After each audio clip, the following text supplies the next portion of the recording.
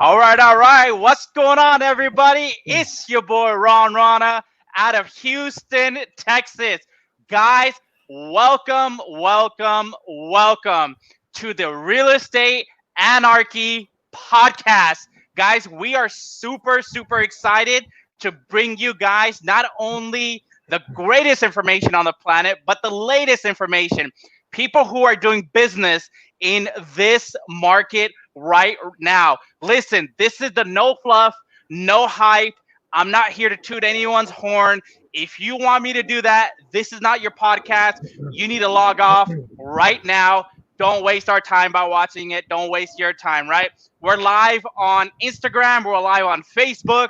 We are live on YouTube, guys. I have a very special guest. Without further ado, I have a very special guest. His name is Armando Contreras. Armando is currently helping homeowners avoid foreclosure in one of the toughest markets in America, and that is California, guys. So listen, we don't charge for this podcast. I don't intend to charge you guys for this podcast. I do recommend, guys, listen, you're following me. You're following the podcast now. Tell a friend about it. Spread the word. We all grow together as a real estate community. Without further ado, Armando, I turn the mic over to you guys. I turn the mic over to you, man. Welcome to the first ever launch of the Real Estate Anarchy podcast.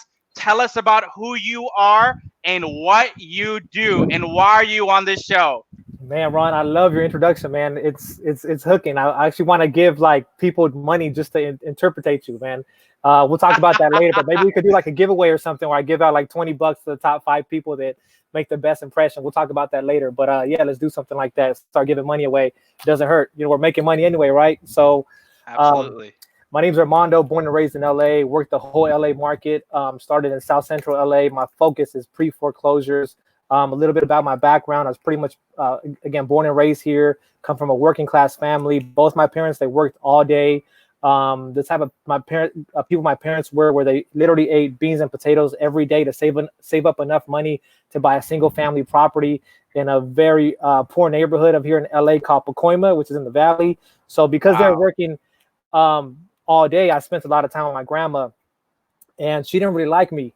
So I actually became the black sheep of the family because she didn't really like me. And it was good because that actually started building my mental toughness. So she would do a bunch of things. Some of the things that she did was she would literally cook breakfast for everybody except for me and then lock me out of the back door. So I would just be in the back door window, just looking as a little kid, watching everybody eat. And I kind of think that's why, I'm so skinny because, I'm malnourished all those years. But yeah, she would do stuff like that.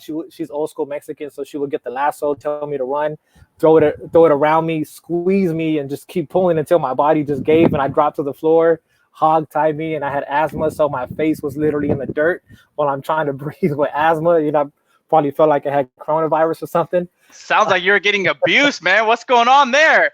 I know, man. She treated me like crap. So anyways, I had nowhere to hang out. I just ended up hanging out in a dark one car garage, right? So I was in a 1-car garage. It was dark as hell out there. And that started building my mental toughness to be in a dark garage. The only thing I had was a light. So I hit the light switch. And she could tell because she could peek in the crack and see light coming in, right? So she would get pissed. She would run in there, unscrew the light bulb, take it from me. And that actually started up the gears turning for my hustle. But I was a young kid. I was like 9 years old. So I had to figure out how can I get a light bulb to go ahead and see inside this dark 1-car garage, right? So and that, that stems from the poor mentality. People that are poor and don't make a lot of money, they have a certain mentality like, oh, turn off the lights. Oh, you're wasting water. Oh, you're this and that, this and that. They're focused on the expenses instead of focusing on the income. They're thinking in reverse, right? So so that's pretty much how that kind of played out. And so I started hustling for a light bulb, went around the house, tried to find a light bulb I can take without getting noticed. Did that for a while until she got so pissed she would come in there with the electric cord, just whip the crap out of me. And then yeah, man, it was pretty rough, but I figured out I can go to school and hide my light bulb in these overhanging plants that she had. and then come back from school, get the light bulb, screw it in. So then she went up me. She went to the electrical panel and she turned off the electricity on me. So so then, like, again, this is all related back to the hustle mentality. So I started having to be creative. How do you win in that environment, right? She's making it tough. She literally cut out the electricity. So how do you win in that environment? And then I saw those city barricades where it says like dead end, don't enter, and you know how they have the orange flashing light on them. So I went over there with a screwdriver and I pried off 4 of those orange flashing lights that are on the barricade. And fortunately they didn't work after I pried them off and tried to take them in the garage so I could see and have free power. But that's kind of like the childhood I had. That's from like 0 to 10 years old was that. Wow, that is, a lot of people don't understand, right? A lot of people won't understand your success unless they've seen your struggles. And that's the biggest thing, man. I'm telling you, man, if you weren't, I don't know if you were, not treated like that, you might have turned out differently, but you do have a history, man. And let's go deep into it. You were a gangbanger at one time. You're in debt, California right now. You're like literally in California. You're talking about gangbanging, Compton. Listen, it's like I'm from suburbia compared to where you came from, right? I tell people I grew up in the ghetto too, but that was nothing compared to what you grew up with. The guns, the violence, incarceration, people around you getting incarcerated. You told me about your story, man, and just moved me. And I knew you had to be the first person that I wanted on my show to interview, because there's a lot of people out there right now with no jobs, right? There's people out there right now that are committing crimes right now, or there's people with backgrounds which are similar to yours. So tell us, why real estate? Why did you start looking into real estate? But before that, what brought you to real estate? What did you do before? And by the way, I'm really jealous of your background right now, man. Is that your apartment? Where are you sitting right now? Tell us where you are. Is that Starbucks in California?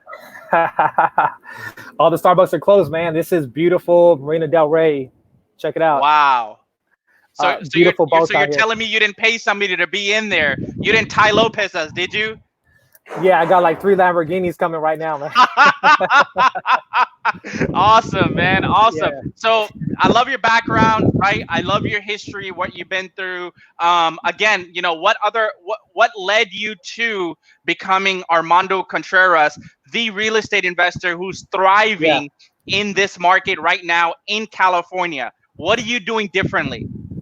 So basically, pretty much what I'm doing differently is I'm basically helping out families. So if you want to dive deep into that, basically what I'm doing differently is there's a lot of people out there that just very one-sided. And it's just, I've noticed that a lot of families are going through pain with the whole pre-foreclosure process. These properties have been in the families for decades sometimes.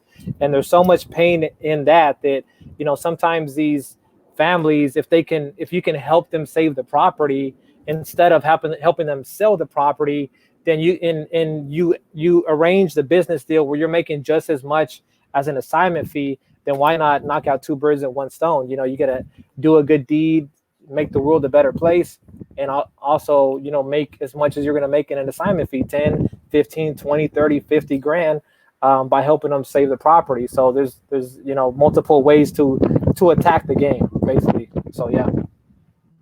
Okay, awesome. So right now your niche is foreclosures, correct? Is that right? Correct. Yeah, pre-foreclosures, before the family gets foreclosed. Pre-foreclosure. So you're not dealing with REOs or short sales. Is that right? Correct. Well, there's still some short sales out here because the equity, people just have low equity. I'd say maybe over 50% of the foreclosures are and end up being short sales, anything with like 15, 20% equity or less. Personally, I consider a short sale. So yeah, there's still a lot of short sales out here. No REOs. REOs are pretty much damn near non-existent in California. It's like a unicorn. Okay. Let's talk about your market right now. You're currently in California, correct? You're in Los Angeles, California.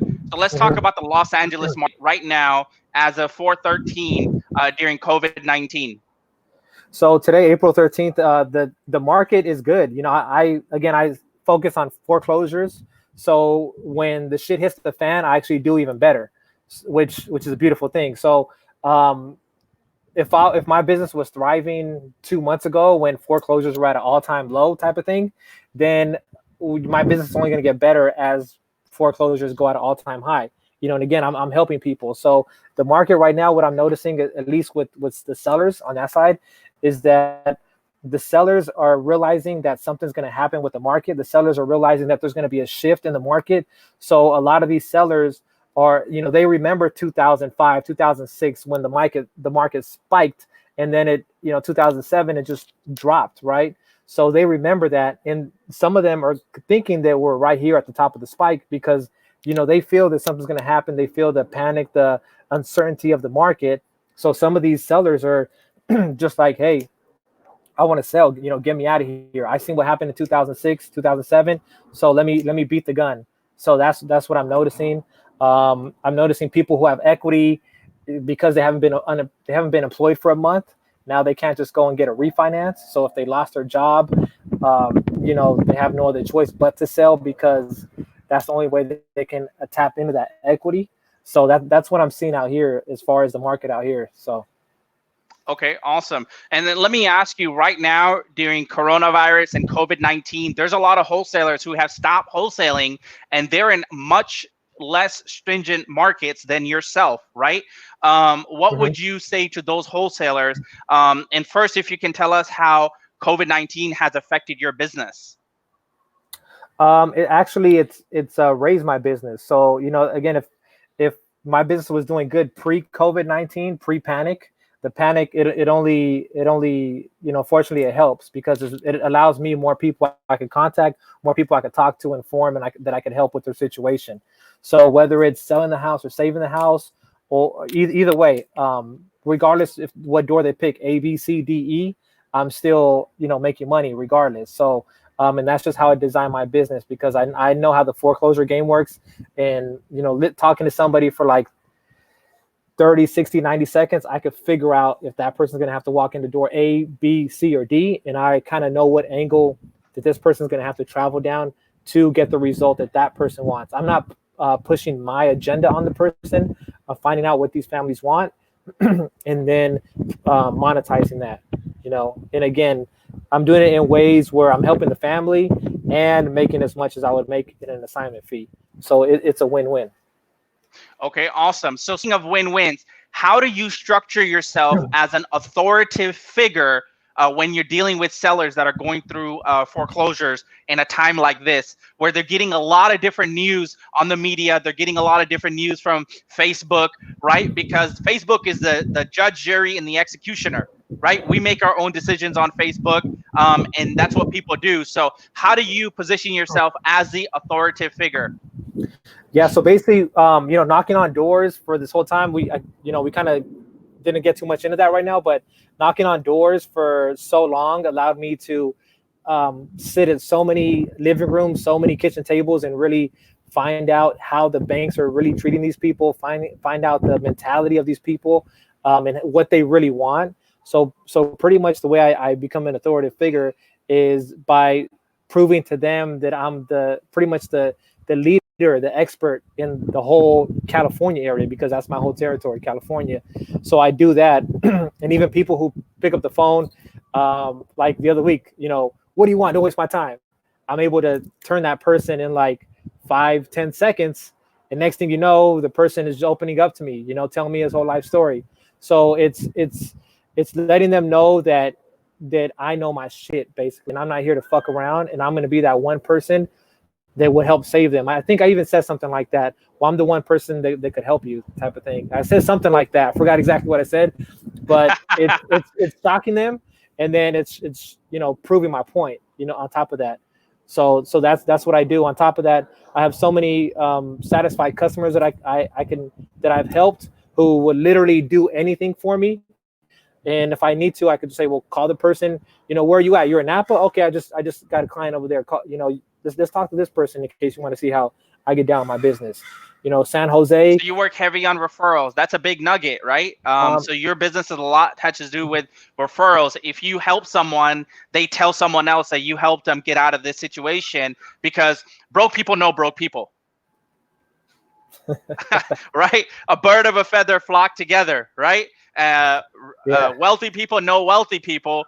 Broke people know broke people, right? exactly. You got to stay woke. That's it. That's how it is, guys. So, but speaking of referrals, now say we have, this is most likely a very advanced type of technique that you use, right? What are you doing right now that's setting yourself up differently from anyone else? Because everybody and their mama is doing a pre-foreclosures list, right? Everyone in the market is doing this. Why should I deal with Armando as opposed to, David, who lives in, Florida somewhere, who's not even in my state, right? Why do people want to deal with you versus someone else? They want to deal with me, not because when they talk to David and they talk to me or someone from my team, they can tell in 5-10 seconds that we're not here to fuck around. We're here and we're the real deal, and that we know exactly what we're doing. And on top of that, we have options that David may not have. You know what I mean? Usually David or whatever people, most 99% of people are attacking these families to sell their house, right? But the catch is 99% of these families don't want to sell their house. So that's the huge disconnect, right? And then you have the people that lie to them and tell them they can help. And those type of people tell these families the same bullshit story. They can help them with either a loan modification, which is really everybody approaches them. I'll help you save your house for free, which is a loan modification. So that's the main strategy that those people try to offer them. But with me, I'm offering multiple different strategies to really truly help them save their house, that in a way that my strategies sound too good to be true. And sometimes people are even like, is this a scam? Because it sounds so good to be true. But I perform. I perform on my shit, and when people talk to me, they could feel that I perform, and I'm really there to save the house. So I get clients from multi-million-dollar properties to clients that are in Compton, in very, very bad areas. I mean, I had to go to the property, and it was the front boarded up. There's gangbangers coming out of the garage, coming out of the front. No way. Yeah, I mean, that's multiple times. And yeah, I mean, I have stories like that, like knocking on doors. I have stories just going through all these neighborhoods because I was in the So tell me about your knocking on door stories, right? You're the real deal hardcore guy. Like you are in California. You're literally in the middle of everything that's going on right now. California was one of the first. Los Angeles was one of the first cities to feel the effects of the COVID-19 coronavirus, right? So tell us a little bit about the door knocking then, and do you have a team right now that's going out and door knocking as we speak? No, it's too much coronavirus as we speak. But okay. But Fair yeah, enough. as far as that's why I got my start. I got my start knocking on doors. So pretty much I used to work with a lot of celebrities. That's what I did before the whole real estate thing.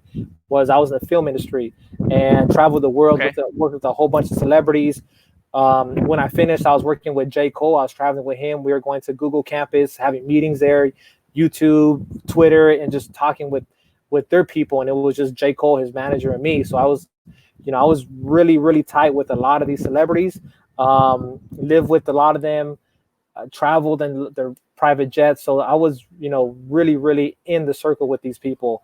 So I would do that. Then on my spare time, what I would do is I would literally get off the jet from Paris or something like that. I filled up my passport. That's how much I traveled. But I would literally get off the jet from Paris. I slept the whole way because I downed some NyQuil, and then I would, hit the ground running in real estate. And then I would go from, Paris, the jet, to Compton, Watts, and South Central. And one time in Watts, I actually had an interesting story right there. So I'm getting out the car, and it's a dead end in Watts, and it's the second to last house. I get out the car to go door knock it, and as I'm walking up the driveway to the property, to the front door, I noticed something out of the corner of my eye, and it's a dude sitting down in his car, right, with the windows down. And I look, and I see on his lap, he has like a red bandana, a red rag laid out on his lap, He has a gun on his lap, and he has No bullets. way. Yeah, and he has bullets around the gun. And I'm not stupid. I know what time it is with that stuff. So he had his gloves on, and then I was like, oh man. Then I glance up and I look at his face, and he has like the red rag covering his face. He has his hat real low. He's wearing all black. So I already knew, like, this guy's ready to go put in some work right now. He's ready to go catch He's somebody ready to go slipping. shoot him up. Yeah, like literally loading up his gun right there, literally. So I'm actually glad that time I had the paper with the homeowner's name on it. So I pretended I didn't see anything. I was like, hey, is so and so here? And then he said no. Then I just threw my pitch, pretending like I didn't see nothing.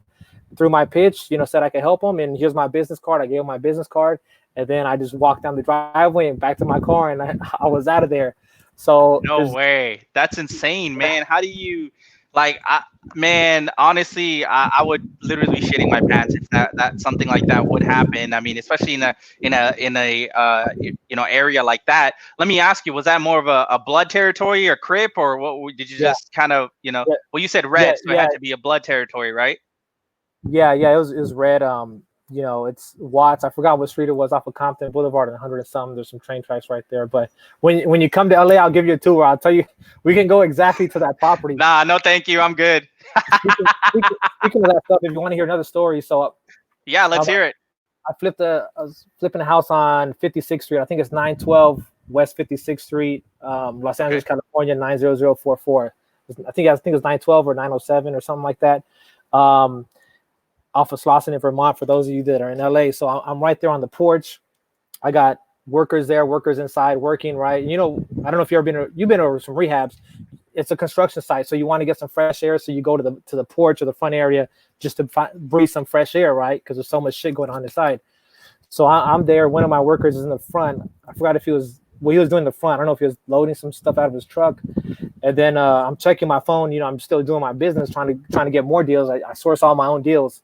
And next thing you know, I hear a car pull up, and it's the property across the street, one over. Car pulls up, and I see a dude like stick half his body out the window, lean over, start shooting up the other car, and then the car just takes off, and then it's taking off. Obviously, it's coming like closer to me.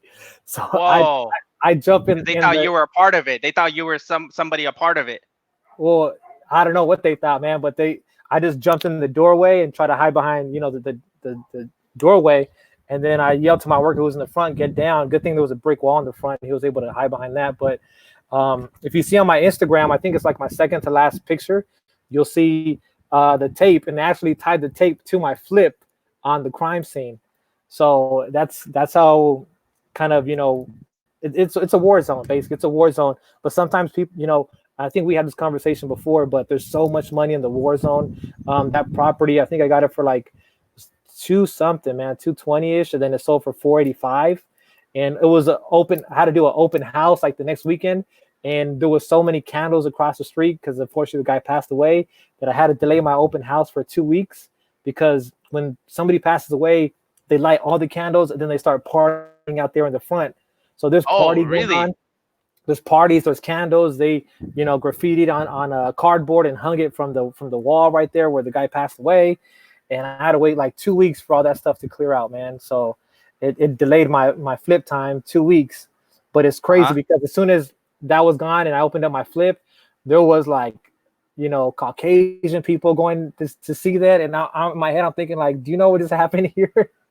So, yeah. But it's crazy, man. Things are some areas are getting gentrified, so it is what it is. Good stuff, brother. So I know we've been kind of touching base on your what you do and your flips. We got a few questions, so we'll let the audience members ask these questions. So by the way, we're getting a lot of love from a lot of the audience, which is phenomenal. So thank you guys so much. If you have any questions, make sure you drop them, and we'll try to answer them throughout this podcast, okay? And this is why Armando is here. Listen, this guy's I thought I was hard to get in touch of. This guy is a very, very hard guy to get in touch of. Either he's on a plane flying to events, because he's big on self-development, or he's working on the business. He's working at rehabs. He's every time I sometimes call him, hey man, I'm sitting with a homeowner. Let me call you back. He's in the trenches. He's literally in the trenches. Although he has a team also, which is phenomenal, man. So I give it up to you. The first question comes from Kiana. Kiana says, what do you offer the people that don't want to sell? So if the people don't want to sell, what I'll do is I'll give them a private loan. So that's more of an advanced strategy that you can do for these people that are in foreclosure. But it's a private loan, which actually helps them get out of their debt and gets them back on track. And you could there's different ways you could structure it. But again, this is more of an advanced technique that we can talk about another time or whenever you want, Ron. Nah, you're on my podcast now, man. You got to give them the nuggets. You got to tell them what's going on, man. What kind of private loan are you giving these people? So tell us, how are you actually conducting this type of business in a market like this? So if you guys want Armando to spill the beans, you got to drop it in your comments below. Let us know right now, guys. So you don't have to give us, of course, the whole spiel, because we don't have that much time as it is. We want to make sure this is informative. But yeah, so what are you doing right now when you're saying private loans? So basically, what I could do is I could give them a private loan. There's multiple ways you can structure it. You can come in as a second mortgage by paying their default amount, and that's actually how I kind of got the idea too, because I was buying a flip, and I think I had to come in. It was a very juicy deal, and I had to stop the foreclosure auction. So I wired in $67,000 to the lender, Auckland, I think it was, and I wired it in like 2 days before the auction date. And so I'm thinking I'm good. I wired in 2 days before the auction date, and then I called them, just to make sure they got the wire. $67,000. You want to make sure they got it right. Oh, so, absolutely. Yeah. So I'm like, did you get my $67,000? And they're like, oh, well, it takes us 24 to 48 hours for us to process it and put it in the system. And the auction date's 48 hours away. So I'm like, are you kidding me? And I sent them the wire receipt. And it ended up working out. But so that's how I kind of started getting into this area.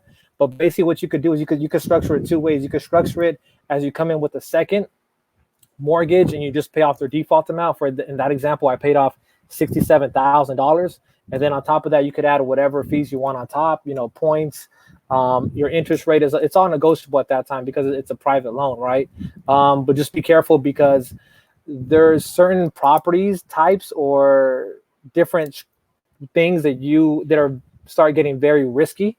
So you kind of got to watch yourself. It starts getting kind of complicated. It's legalities. Exactly. It's like it gets very, very legal. When I was doing this, I actually talked to a number of attorneys. Even my good real estate attorney, he's really, really good, and he was just like, don't do it. I wouldn't do it. It's too risky. But I found a way to do it. I connected with the loan professional that's been doing loans since 1961, licensed since 1961. Whoa, 61. Yeah. Licensed in 61, doing private loans. So he told me how to structure the game, and I know how to structure these, and I know what properties to do it on, what properties not to do it on. So but it gets very, very, there's so much legal things behind this. You know what I mean? So that's one thing you can do. You come in as a second, or you can actually come in as a first, and that protects yourself more, and you could actually come in and refinance the whole loan. So you're talking about first lien position, right? Exactly, first lien position, okay. which puts you in a stronger position to foreclose if these people do not pay the mortgage. So it's all about if you guys have the money, number one, and want to take the risk, number two, and I guess this should be number one, know the legalities, because if you don't know the legalities, you could totally get wiped out, lose all your money, end up in court, end up sued. And believe me, I went through 2 court battles just buying properties. So I'm structuring my paperwork right to a T because I do not want to go through any bullshit court battles. And also remember, guys, that people can sue you for any which reason, even if your paperwork is right, which happened to me one time. All my paperwork was right. The whole deal was legit. Everything was good. And the guy just didn't want to move, after I bought the property. So he went to go see an attorney, and all they could try to get me on was that I gave him legal advice. So now it's my word against his word if I gave him legal advice.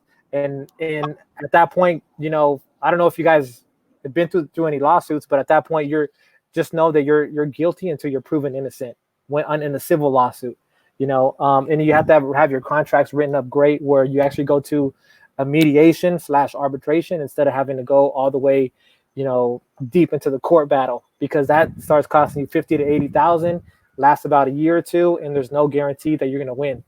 And it all depends how the judge or jury sees it. You know what I mean? Did you just say you're guilty until you're proven innocent? You're guilty until you're proven innocent when the civil. Wow, that's crazy. That just blows my mind, man. Especially, you know, this is why we're saying this is a very advanced technique that a lot of new wholesalers and real estate investors don't know about. So, which is phenomenal. Chris Monroe says that sounds like Aquin. They like to play those games 24 to 48 hours. Is that who it was? Aquin, yeah, they're the worst. Just Google Aquin reviews and you'll see all the bullshit they can. I think they even got sued a few times, like class action lawsuits or something like that. They were screwing everybody over. Yeah. Wow. Yeah. So So So the next question is, at what point do you get your ROI? That's a phenomenal question. You get your ROI right on front, right on the bat. Depending how you structure it, you could structure it where you get the money up front, and you continue to get X amount of percent per month. So you can, whatever percent you and the homeowner negotiate, you get that. You know, it's a yearly percent, and obviously divided by 12, and you get that every month, and that's net profit. That's all profit. So yeah, it just depends. Could you say that for the people in the back? Can you say that again one more time? Could you repeat that? I don't think people really got that nugget. That was a massive nugget right there. If you don't mind, repeat that once again. What did you say? So these people will pay you a percentage, which is negotiated between you and the homeowner. Remember, everything's negotiable. So whatever that percentage is, you divide it by 12, and that's your monthly payment. And all that is net profit, because that is interest only. So that's net profit. And it's up to you how long you want to structure the loan, a year, 2, 3, 4, whatever you want to structure the loan for. But now you're getting net profit every single month, along with receiving profit up front. So that's where you start getting your ROI. And then if you really want to, too, depending on how much of a shark you want to be, what was her name, Kiana?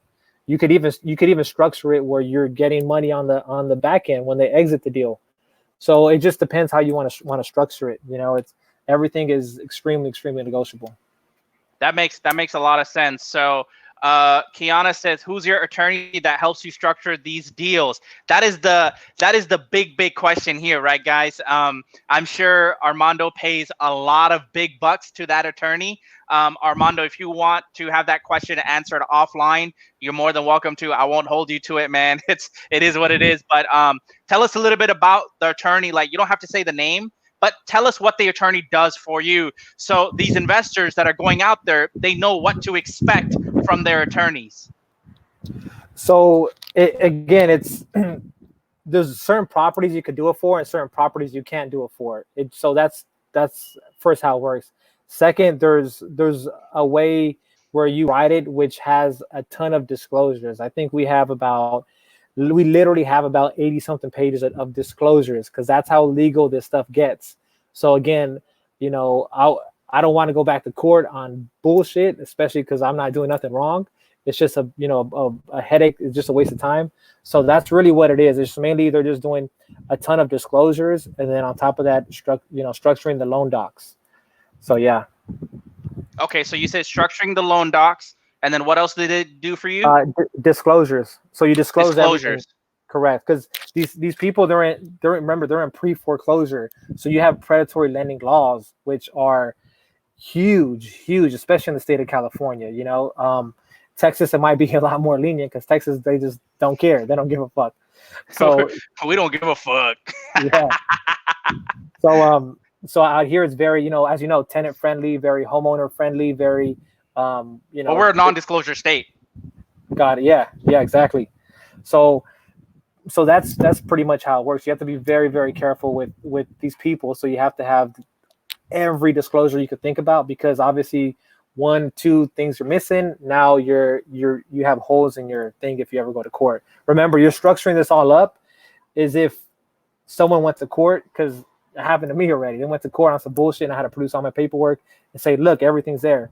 And it was all correct. So you have to, when, this goes for anybody, whatever deal you do, structure your paperwork as if you're going to court, so always have that in mind. That's something that I learned throughout the years, is everything has to be structured. You're going to court and you want to prove it to a judge or in arbitration or a mediary. So you have to have the paperwork, everything in writing. So yeah. Awesome. And do It's you very, very recommend helpful. going through a real estate attorney or doing the paperwork yourself? I recommend you have to have a professional to do it. Definitely do a professional. It doesn't hurt. You pay an attorney what? I think my attorney's like $4.50 an hour or something like that. I don't care. I'll pay my attorney whatever he wants. I'll write the check quick, fast, in a hurry. With my attorney, with my tax guy, there's certain people I'll give them whatever they want. Completely understandable, man. You don't want to skimp on your tax guy. You don't want to skimp on your attorney. I've learned that also during my tenure while wholesaling and investing in real estate. So those are and your wife. You're not married yet, but you'll find that out soon enough. You don't want to skimp on the wife. Absolutely. Yeah. So my next question to you is, hey guys, if you're getting value out of this podcast, make sure you're dropping your comments below. We're going to go more deep dive now into the marketing of it. All right. So Mondo, I want you to talk about how are you marketing these homeowners? So, you look at the big game of marketing. I just like to make it simple. There's only a certain number of ways you can market, right? So as far as marketing, what I'm doing mainly is just cold calling, SMS, and here and there I'll sprinkle some RVMs as follow-ups. But really the heart of it is just cold calling and SMS. So that's really, just to keep it simple, that's what it is. And the reason why I like cold SMS, call, RVM, do you do any direct mail? No, because direct mail is it's expensive. I'm thinking of diving back into it. But that's really how when I got my start, I started knocking on doors, then bandit signs, and then direct mail. So I used to do a ton of direct mail. It's very, very pricey after a while. It breaks down to like 90 cents a piece. Pretty much, if you think about the stamps, 50 cents. Then if you get a large postcard or something, it's, X amount. Or if you get an envelope with the paper and all that stuff. So it breaks down to about 90 cents each. So that does start getting kind of pricey, So that's why I just the good old cold calling and SMS. And I prefer SMS way more over RVM because a lot of people, at least in pre-foreclosure, they barely have enough money to even pay their phone bill. So sometimes they're jumping from phone to phone. And I notice when they do that, they don't have their voicemail set up yet on their new phones, because they got all this shit going on or they're lazy or whatever the fuck the reason is, but their voicemails are not set up, So that's why I prefer SMS and cold call all day. Awesome. So Chris Monroe asked, have you noticed that some landlords are looking to sell now due to the Rona? That's the official name, the Rona. So what have you noticed currently that, especially in the landlord sector, because we are dealing with a lot of investors on our side also with dispomydeal.com, shameless plug, dispomydeal.com, right guys? So we're noticing a lot of investors are unloading their properties to us, and that's here in Texas. I'm in Houston. So what are you noticing currently right now as far as in your market in Los Angeles, California? Yeah, what I'm noticing, actually, there's a lot. If you go on the MLS, there's a lot of apartments that have a lot of cancellations and withdrawals. So as far as the people that are the mom and pops that were trying to sell their units, which are, the smaller units, they're actually, people are dropping out of escrow. They were buying them. People are they're withdrawing it from the market. So that's what I'm noticing right now. I'm still waiting to see what the further effect is or what that play is. Obviously, you could still hit them. So that's what I'm seeing right now, is that there's a lot of cancellations and withdrawals right now in the apartment. How is the process right now in the Los Angeles market for foreclosures? Do you guys have auctions? Do you guys have somebody coming at your door? Like what's going on? So technically the process is, it's a 3-month period of, it's called notice of default, NOD. And that's for 3 months, which is like the warning phase. And then the last phase is NTS, notice of trustee sale, which is 21 days. And then, yeah, somebody goes and they physically put something on the door, or they put something on the front gate that says, and, a million different languages, so on every page, that there's a sale date, And then as far as the COVID thing, they're just pushing the sale date. So people are still falling in default, There's like 22 or 23,000 people that are in default right now in the state of California. And I checked it this last week, last 10 days, and there's still people falling into default right now. So although they might say, they're going to halt foreclosures or stop foreclosures, then all that does is just the auction date just gets delayed a little more, and then it just gives us more time to prospect them. Is really all it does, because they stay in default the whole time. So that's really the main thing, what it does. Awesome. So Marion is actually asking, what words do you use? What words do you send on your SMS messages? Yeah, so with the SMS, I just basically ask them, just keep it simple. I like to keep it all simple, because these people, in my opinion, they're in a hurry and they don't want to read like, oh, my name is so-and-so from XYZ brokerage. It's just keep it simple, Hey, my name is Ron. I just bought a couple properties in your area. Just wanted to see if you're ever interested in selling your property as well. So that you just kind of go straight to the point. If I'm going with the angle to help these people, it's just, hey, we just helped another family in Compton save their property, and we just looked at your numbers and thought we could do the same thing for you too. Okay, that's fair enough. So you're being short and direct, right? You're not beating around the bushes. No. You're not doing the quick closing, cash as is, close in 7 days bullshit that a lot of these investors are being or wholesalers are being taught to do. Yeah, you know what? Me personally, I don't like doing what everybody else does. So that's one of the reasons why I even like to save people's houses, because I don't like doing the same shit that everybody else does. There's a book out there called The Blue Ocean Strategy, which just basically talks about, the red ocean is where all the motherfuckers are at that are doing the same exact cookie cutter bullshit. And the blue ocean is where very few people are at. And I like to be in the blue ocean, which I feel that, there's more opportunity. And on top of that, you can help more families. So, I don't like doing what the same old cookie cutter shit that everybody else is doing. So is it called the Blue Ocean Strategy? Yeah, I believe it's the Blue Ocean Strategy, or Blue Ocean Strategy. Yeah. Awesome. Yeah, I'm going to put that up there. So that's a gem alert, guys. Book alert, gem alert, Blue Ocean Strategy, right? If I guess it's safe to say, if 1,000 people are jumping off a mountain, are you going to jump off also? Exactly. Just do what everybody else is doing, because if everybody's approaching them with the same exact angle, same exact hit, like put yourself in the homeowner's shoes. What's going to differentiate you from just texting that same old bullshit? Close fast, 7 days, all cash, as is. Like, it's the same old bullshit. It becomes, you just got to break through the monotony. So how do you break through the monotony with some way out shit that just gets these people like, oh, wait, what is that? So, speaking of marketing, I have something that I'm going to break through the monotony that I think no one else is doing in the state of California. And actually, I think no one else is doing in the whole United States. So I'm going to, have a marketing tool that is going to be very unique. It's in the works right now. It should come out in the next month or so. So I'm going to have that as a big marketing tool to capture a lot of attention. Awesome. That's pretty cool. So you're putting a quote unquote, I guess, a program together for active investors who are basically going to be able to use the same strategies that you're using in your market. And is anyone going to be able to use it in the US? Well, actually, no. Since everybody's making a course for the active investors, I'd rather, in charging $3,000, $5,000 for, for what? Just simple shit. Or they'll tell you to work on your mindset, which is, people don't go to a fucking $3,000 or $5,000 course for them to work on their mindset. They just want to know the exact details, right? So everybody's making course for the, how to get someone to sell the property. I'm making courses for people on how to keep the property or do whatever they want to. They want to sell, they could do it. But at least I'm making a course that is going to give people the option and empower people to let them know what they can do and how to do it themselves without contacting anybody. Do you know what I mean? So that's huge.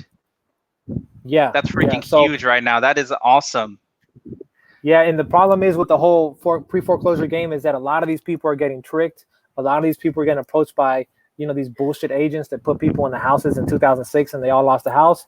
Those same garbage agents are approaching these people and telling them they'll help them do a modification or help them save the Did you house. say Asians or agents? Agents. Oh, Yeah. okay. I thought you said. Well, I technically, you're Asian, right? what? I'm just saying. Yeah, bro. I mean, so you said garbage Asians. I was like, oh, Oh, no. COVID. No, Agents, no, agents. agents. Okay, Yeah. perfect. So these agents are approaching people and telling them they're going to help them for free and all this stuff when they don't tell people. Technically, the agent can't receive a dime because it's against the realtor association laws. So they can't charge if they wanted to charge. Number one. Number two, why is the agent going to help 100 people save their house for free? That shit just doesn't happen. So the agents are lying to these families and setting these families up to lose the property, which I think is fucked up. And I think these families need to have information out there that actually helps them know how the game is. If they're not working and they don't have no money or no equity and they really truly end up losing the house, then they just need to know that up front. Why beat around the bush or why get tricked by a real estate agent who's just fucking with them the whole time, literally. Exactly. No, absolutely, man. So we got another question from a viewer. Jason Fang would like to ask, what list does he target? So what list are you currently targeting? Pre-foreclosure, baby. I like to be the king of pre-foreclosures. I know that whole game. Again, I can talk to them and in a few seconds know if they want to and have to go down door A, B, or C, or D. Then at that point, I'm monetizing it. You know what I mean? And I'm not talking hundreds, I'm talking thousands because, the way I learned how to do business is don't look at money as like $100 bills. Look at money as like thousands. So when you say like 15 or I don't want 1,500, I want 15,000. You know what I mean? It's to switch your thinking. Switch your thinking. Don't think, don't think like, oh yeah, I'm gonna go make $100, $300, $500. No, it's you switch it. Make 300,000, 500,000. You know what I mean? Or make 3,000, 5,000. So look at money as if it's thousands, and but when you train your mind to think that, I noticed that's how you charge people too. So 7,000, 10,000, 20,000, 30,000, just like a regular number. It's nothing. But yeah, list is mainly pre-foreclosure, the whole state of California. Gotcha. Awesome. So are you also any other states currently? Where do you look to expand your business? Where does your business go from here? I have a lot of business out here in California. The marketing piece that I am making, I want to expand through all 50 states, anywhere there's a pre-foreclosure, so I want to just go wide with that, and what comes in. So yeah, all 50 states, especially Houston. Okay. No, I'm just kidding. Hey, you're more than welcome to come to Houston. We have a very abundant mentality out here in H-Town. And I'll be honest with you, man, when I first started out, there weren't that many people with this type of mentality. As I started going on social media and talking about abundant mentality, a lot of people started jumping the bandwagon. So it happens, man. There's enough money to go around for a lot of people, especially in this industry right now. So, and let me ask you, you touched a little bit about a book that you like. What are your top 3 books that you would recommend people currently in this market who are looking to just target pre-foreclosures? Because you've had phenomenal success with it. I'm truly surprised, especially man, and I've seen the HUDs, man. It blew my mind. Like, you're in California, you're doing deals, you're making money. I mean, are you into, like, what are you doing? Bitcoin? I see you behind yachts back there. You're not. I vetted you extremely well, and you're actually doing real estate, man, which is phenomenal. So, tell us some of your top 3 books that you like. Yeah, so top 3 books, of course, I mentioned, Blue Ocean Strategy, which gets you guys thinking differently, which I think is huge. Sell or Be Sold, which I think is a really good one and gets you guys. Is that Grant Cardone? Grant Cardone, Sell or Be Sold, which gets you guys thinking on the sales mentality. Because any newbies out there, just remember, if you can't sell and do it yourself, how are you gonna teach a team to do it? How are you gonna do that? A little tip too, that little homework. all you guys watching, if you guys want to learn how to sell, ask the hard questions, go ask somebody how much money they made last year. You know, Damn. go to like a grocery store, and of course now you need the mask on, but ask somebody in You the gotta have cereal the aisle. HUDs on deck, man. Come on. You gotta have the Exactly. HUDs on deck. Ask people how much money they made, bro. Ask people how Exactly. much money they made. I gave my Exactly. tax guy a headache today. Where the HUDs at? Where the HUDs at? Where the HUDs Exactly. at? Exactly. So You gotta have the HUDs on deck, man. That's it. exactly. So Call these learn. motherfuckers out. Exactly. That's all you need. HUDs, the closing statements, all that stuff. So, what else? Yeah, just learn how to ask the hard questions. That's the main thing. Just learn how to ask the hard Awesome. questions. Awesome, man. So before I let you go, I think we got a lot of great stuff from you today. How can people get in contact with you if they have any other questions in regards to pre-foreclosures, approaching these people? Because to be honest, there's hundreds of people who are preaching this. There's probably 10 people who are actually doing it. And there's probably only 2 people in the country who are actually making money from it. My honest opinion. And you're one of those guys. So, you make big bucks. You don't just make 5-10 grand. You actually work the deal and you massage the deal, right? Tell us a little bit about that. Before I let you go, how can people get in contact with you? And then what is one of your most lucrative deals that you've done? Yeah. So I'll get into an advanced deal for that. So for to contact me, just my name is right there, mondo.11x. That's my Instagram. Just add me or send me a DM, whatever. I want to be available for you guys because, when I was trying to come up, when I was knocking on doors, I didn't know shit from shit. All I knew was entertainment industry and rock star lifestyle. And I would just knock on doors in the hood. And the reason why I went to the hood is because I figured that they wouldn't know that I didn't know my shit. And I was trying to learn my shit, so that's why I went to go knock in the hood. And, I didn't know anything. It took me months to get my first deal. So I want to be here for you guys, and I want to help as many people as possible too. And, if you guys are coming from Ron, I want to help you guys. And Ron, I know you're going to help them with that thing that you're coming out with. And just so you know, if anybody's out there with a course charging like $3,000 to $5,000 or whatever, Ron's about to kill the game. Ron's about to take everybody out right now. So mark my words, Ron is the next big thing in the whole United Hold on there, States. man. You can't say that, man. Like, Tell him, hold Ron, on, bro. What are you doing? Why are you spilling my beans? Tell him, man. Tell him. But Ron's about to take over, guys. I'm telling you, Ron is going to be the next big thing in the whole United States. I'm putting my money on Ron. He's going to do it. But cool. I appreciate the love, man. Appreciate the support, bro. But I had no idea you're gonna say that about me. But so if anyone has any questions, for Armando, hook him up. Look him up at mondo.11x. Is that correct? Yeah, mono.11x. And then you want me to get into a deal or two? Tell you a little analysis or? Yeah, let's go over a deal analysis. So people, so if people have any questions, we have a few more questions that are coming in right now. Okay. Is that for you? Do you have a team in Houston, or is that for me?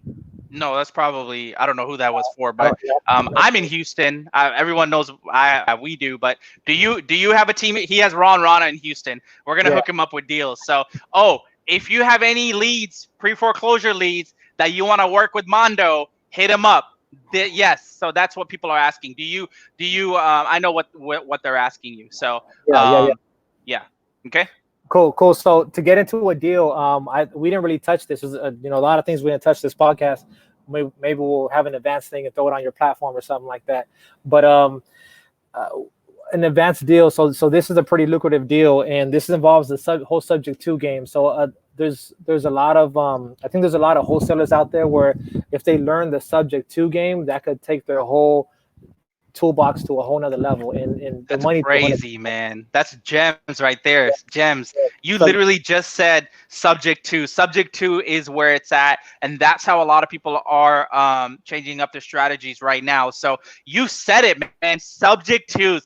Tell us about subject to now. If you guys got a pen and paper right now, we know y'all ain't doing nothing. Listen, Disney Plus ain't airing this. Disney Plus is not putting money in your pocket right now. All right, all you motherfuckers with the Amazon Prime subscriptions, you better put that shit on hold right now because Mondo is gonna bring the heat. Mondo, how are you catering now you're opening up, man. After like 57 minutes into the podcast, now you're talking about creative financing. Let's go. We're gonna have to make this podcast 2 hours, man. So here's a lucrative deal I did, and I actually shared this on my other boy. He had me on as a guest. So subject to. So with subject to, basically all you guys need to know is the main thing is how much money does this person need to move right now? Because if the person only needs moving expenses, which is like, first month's rent, security deposit, and maybe like enough money to get a truck, you know what I mean? Then that's all you need. That's all you got to pay them. So a deal that I did, I negotiated to give a family, $10,000, and I broke the whole deal down on this other show I did. Sorry about that. I should have gave the address up front. But I broke the whole deal down, and I negotiated to get it at $200,000 flat, with only putting $10,000 for the seller, right? So on top of that, I wanted to make my upfront money as low as possible, because that's how you win. You make your upfront money as low as possible, and then obviously whatever money you get at the end of escrow when you close it to an end family, it's your ROI skyrockets, right? And this one, I think I made over 600% ROI on this one deal. So I negotiated it. Yeah. So I gave the seller 10,000. Well, I negotiated to give him 10,000, and then how I boosted my ROI was I told him I'm gonna give him 5,000 now, and then 5,000 after I sell the deal to an end buyer. So I'm already winning right there, right? So I got 5 in the game, and then that enabled me to get the title right. The property stayed in their name, and then as soon as I got the title, which the title records show, and it's on public record on Zillow, you can see it, that the day I got the title, it says sold 200K. I listed it for 395K like 2 or 3 days later. You know what I mean? And then all I really did was just clean up the property, put new handles. The inside was already painted by them. And then I just threw it back on the market. And at that point, people were coming. Oh, another thing too, I threw it back on the market at 10% under ARV, because I'm not doing a full rehab. So I just got it, cleaned it out, new fixtures, 10% under ARV. I listed at 395 because the properties were selling for like 430-ish, right? So 395, now it's in the 300s and not in the 400s. So people looking in the area is like, well, what's this house in the 300s? So I'm getting a lot of traffic to the property. Ended up selling the property for 400 flat, right? I had to pay 2%, negotiated to only pay 2% to the seller's agent, or no, sorry, the buyer's agent, which is $8,000. And then as far as listing the property in the MLS, I just had my friend listed on the MLS, and then he signed over a listing cancellation for me because I know the guy. And so when I went to escrow to sell it, I just gave him the listing cancellation. So I paid no commission on the listing at all. So I only paid the 2%, which is 8,000 to the buyer's agent. And on top of that, instead of 395, I negotiated to tell them, they wanted 400,000. Yeah. You did what? Dude, that is phenomenal. Wow. Yeah.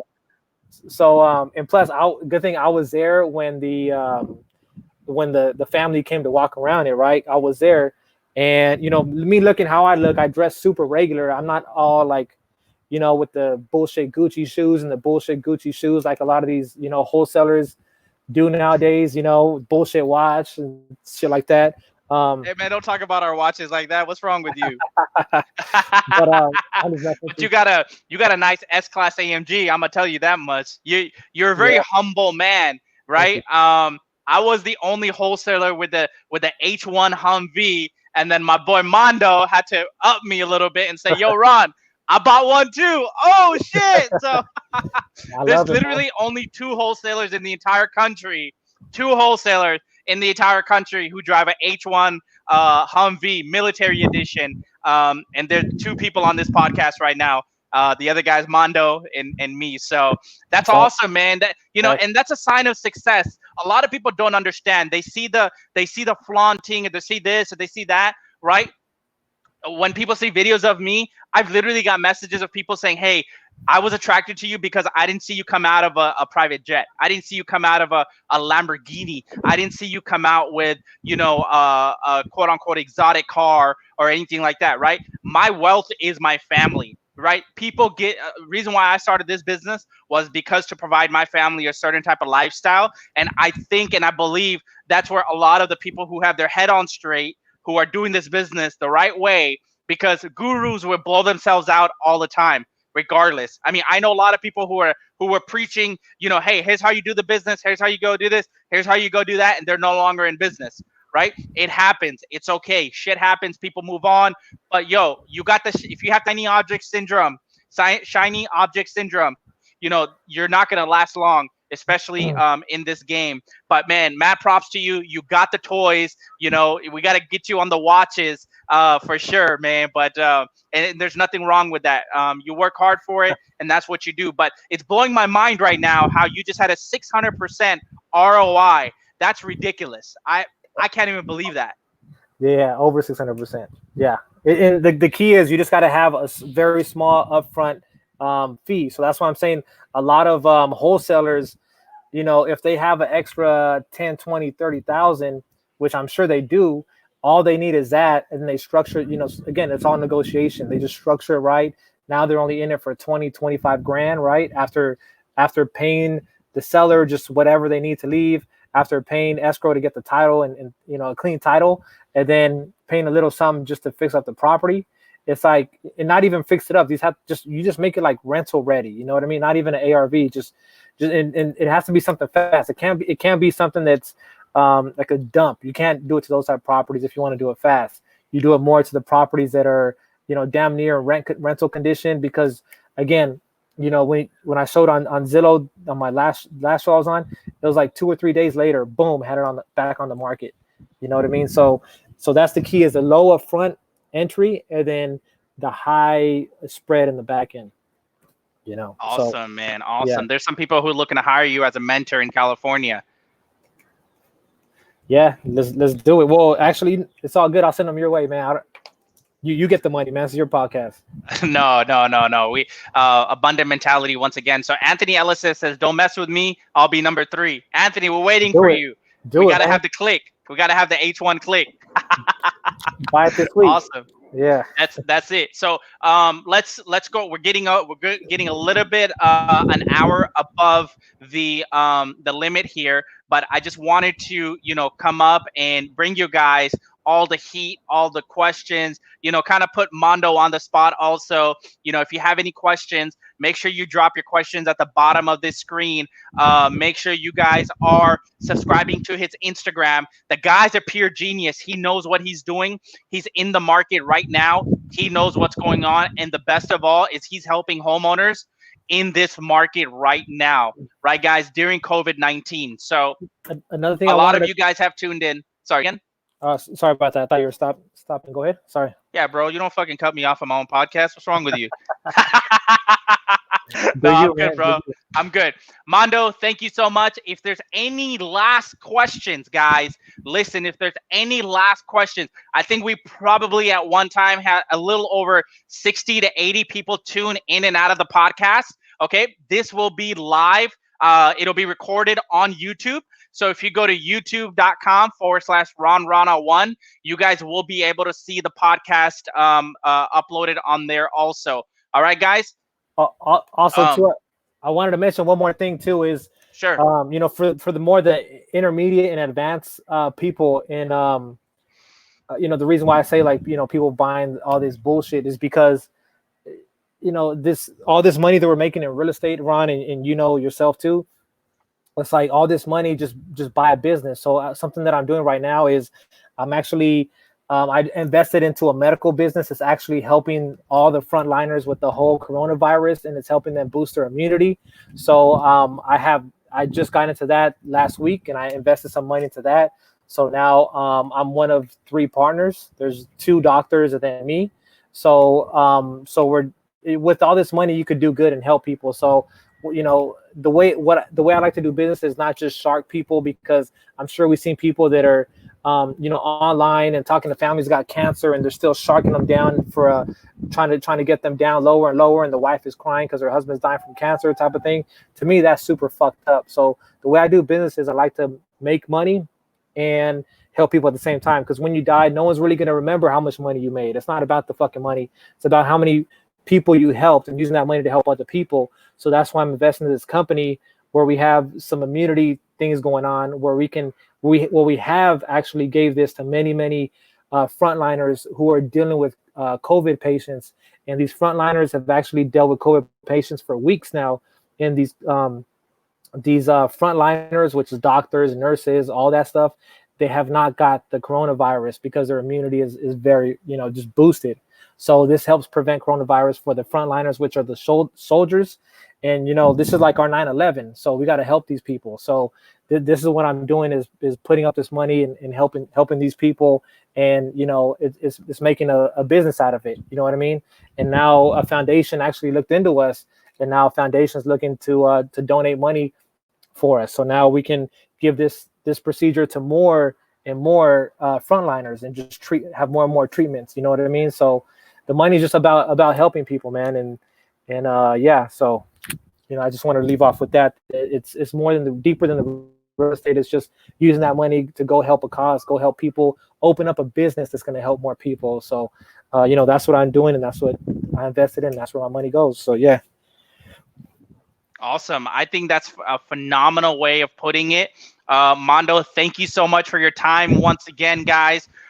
Before I leave, I do want to make sure that we want to thank all the viewers today who tuned in into our live launch of the podcast. I'm looking to bring you guys not the rough fluff guys. All right. I'm not looking to bring you the smoking clouds. I'm looking to bring you the real deal people who are doing real deals in today's market. If you guys have anyone that you want to hear from, make sure you reach out to me, and myself and my team will reach out to that individual. We have a pretty killer lineup. I think we've had a great start so far. Mondo, you've kicked it off. You're going to be our lucky, our lucky goose, launching this event, launching this podcast. So I do want to thank you first and foremost of your time and being on the podcast, because I know how valuable, again, your time is. Everyone got a lot of nuggets, especially from this podcast, and we want to bring that to you guys. We want to continue bringing it to you guys. So thank you guys for tuning in. Mondo, do you have anything else you want to say? I want to say whoever could do their best Rana impression, tag you, tag me. I'll give them $100. Ron, you pick the winner. I'll Zelle you, PayPal you the money. Oh man, come on, man. Impression. Just tag us. Yeah. All right, so Ron, you pick the winner. Let me put that up. Best Rana impression. Oh man, so if you're still on this and you haven't left yet, right?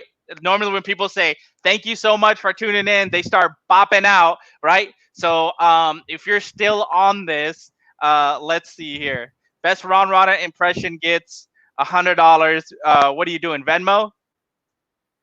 Whatever they want. Venmo, PayPal, Zelle, either or. $100. Awesome. Ron, you pick the winner. Oh no, you got to pick the winner, man. You got to pick the winner. So appreciate you guys once again for tuning in. Thank you so much. If you guys have I don't think we have any other last questions. We might have, there we go. A few comments, people appreciating. Thank you once again. So Mondo put it out there. Listen, man, you got to do a Rana impression, guys. Let me tell you guys how it goes. What's going on, everybody? It's your boy Rana out of Houston, Texas. We are signing out today with my main man, Armando Contreras. He is surviving. He's thriving out of Los Angeles, California. The Mr. Pre-Foreclosure, guys. Make sure you look him up. Thank you guys for tuning in. Listen, Rana signing out. Go and subscribe to the YouTube channel. We'll see you guys then. Peace out. Bye, guys. Thank you.